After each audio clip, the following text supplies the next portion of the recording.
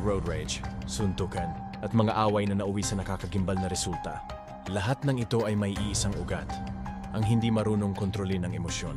Huwag baliwalain, bago ka maunahan nito at tuluyang sirain ang buhay mo.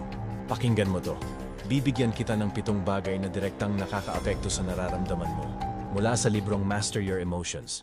Una, ang tulog. The impact of sleep on your mood. Kapag kulang ka sa tulog, mas mainitin ang ulo mo, mahina ang focus, at mas sensitive ka sa stress. Kaya't mahalaga na alagaan ang oras ng pagtulog dahil ito ang susi ng malinaw na isip at mahinahong damdamin.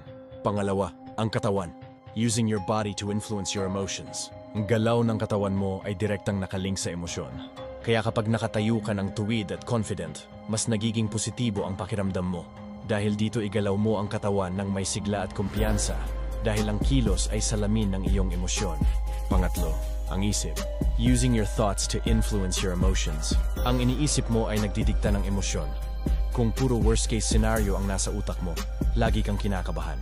Pero kung positibo ang iniisip, mas kalmado ka. Mahalagang tandaan na bantayan ang iniisip sapagkat ang laman ng iyong isipan ay siyang nagdidikta ng iyong nararamdaman. Pangapat, ang salita.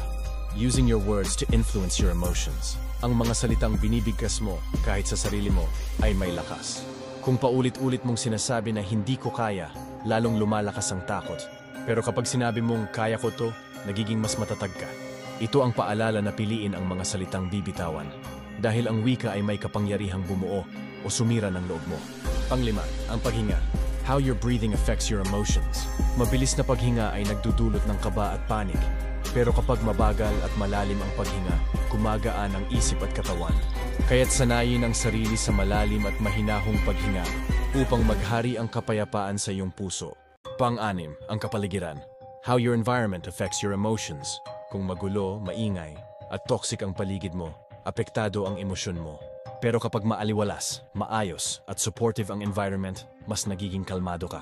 Piliin ang lugar at taong nagbibigay ng ginhawa sapagkat ang kapaligiran ay humuhubog sa iyong damdamin.